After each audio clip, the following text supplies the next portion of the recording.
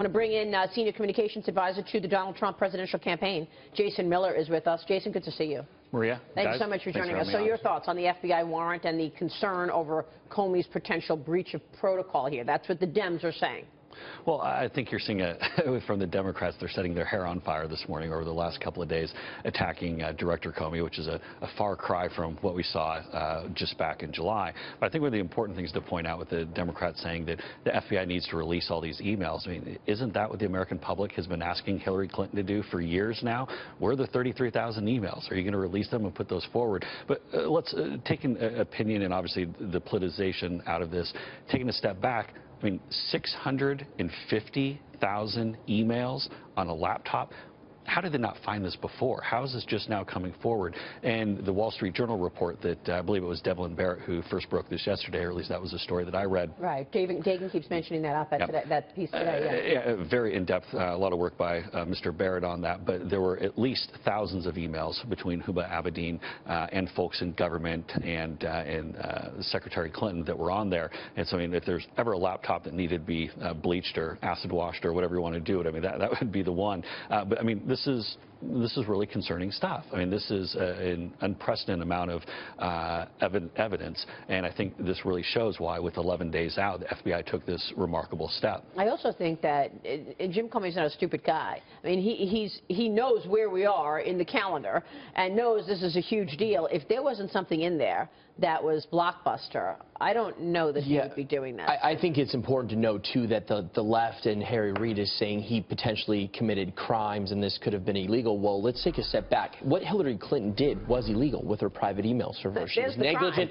She completely broke law. So I don't know how they keep pointing the finger at James Comey when they should be pointing it back at themselves, especially when Huma Abedin had said in a deposition that she had given all her devices back. So she did it to herself. So she lied again. They lied again. They're consistently doing it to themselves, and now they're painting a guy that they praised a couple months ago as the villain. Well, and keep in mind also that we already have 5 people in this investigation who've taken the Fifth Amendment. Right. Now, obviously, by taking the Fifth, that doesn't say that you did something wrong. But when you have 5 people lined up that are all taking the Fifth, clearly something here stinks. I mean, this is bad news. And it goes back to the biggest point from this last week. Why does this matter? Not just from the confidential and classified and top secret information and potential secrets that were given up, not just, which I think there's a very strong chance we could find obstruction of justice issues, knowledge that this circuitous route of getting around the official setup so things can be FOIA'd, but all goes back to much of it goes back to that $66 million, the Clinton Inc. that was all set up, and why we had this whole server set up. So this foundation,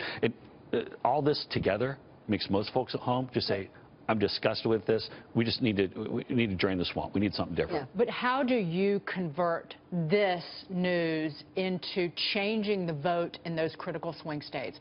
In the critical swing states, you've had about 1/4 of people have already voted early. And in the state of Florida, for example, the Democrats are outvoting the Republicans. We just got new information from Adam Shapiro. It's 4.5 million Republicans to 4.8 million Democrats as it stands right now in terms of early voting. By mail, it's Republicans win, but again, as more in-person voting is picked up, the Democrats are now dominating. How do you take this and convert that into a change in the vote? In California, it's 1/3 of people have voted, by the way. And yes, and people are voting. And 2 things I'd say on that with regard to Florida specific and then kind of the overall message. You know, there have been 2 polls out in the last couple of days showing that Mr. Trump is leading by 4% in Florida. The New York Times Upshot poll, and there's another one a couple of days ago. But with Florida, one of the things to keep in mind are there's registration, but then there are actual votes that have been turned in. And what we saw through the first 5 days of early voting and absentee voting this past week, the first 5 days of returns coming in, was that the Republican response rate was 7% higher, and the Democrats were 10% lower. So what does that mean? That means that usually Republicans come out with a deficit in the pre-election voting and then win on election day with numbers coming in. We're already 100,000 votes ahead of the pace of where that delta was between Romney and Obama 4 years ago. So from our end, not only are we seeing the polls saying that Mr. Trump is ahead by 4%, but we have an extra 100,000 votes that we've improved on. And so to your point, you were talking about registration, but when you look at the actual early voting and absentees, we're 100,000 ahead, and that's a great place to, and even beyond Florida, we're 35,000 votes ahead of the pace from where the delta was 4 years ago in North Carolina. I'll correct that.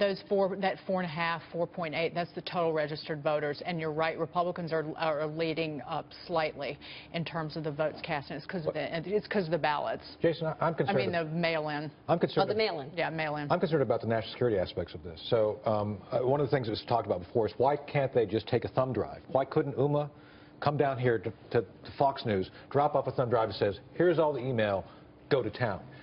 Would you guys call for that? And secondly, if they don't do that, what about a special prosecutor? Why don't they just call for someone, a third party to come in? Grand jury, yeah. Well, I mean, I think these are all good ideas, and one of the things that everyone saw this weekend was the Clinton campaign conference call that they had with Mr. Podesta and Mr. Mook, and they were calling on the FBI to put everything forward. And you saw then yesterday on the Sunday shows, they were all asked, well, have you guys picked up the phone and called Ms. Abedin and asked her to release all this information? I mean, certainly she should be able to. I don't know why not. And so, you know, I don't think this is so much as trying to put it back on the director. I think they very simply, when the plane landed on Friday, I mean, couldn't they have just asked then what all was on it? By the way, we are all expecting the Clinton campaign to come out and at some point try to change the conversation here, because that's what they've done.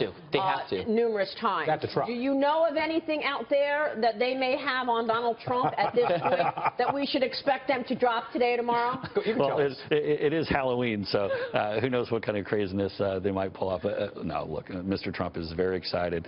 You know, he's in New Mexico, traditionally blue state yesterday. He's in Michigan with multiple events today. Tomorrow, Pennsylvania and Wisconsin. These are blue states that Mr. Trump is putting into play, and that's where all the energy is in this campaign. All right, Jason Miller, good to see you. I thank you all. Thank you so much.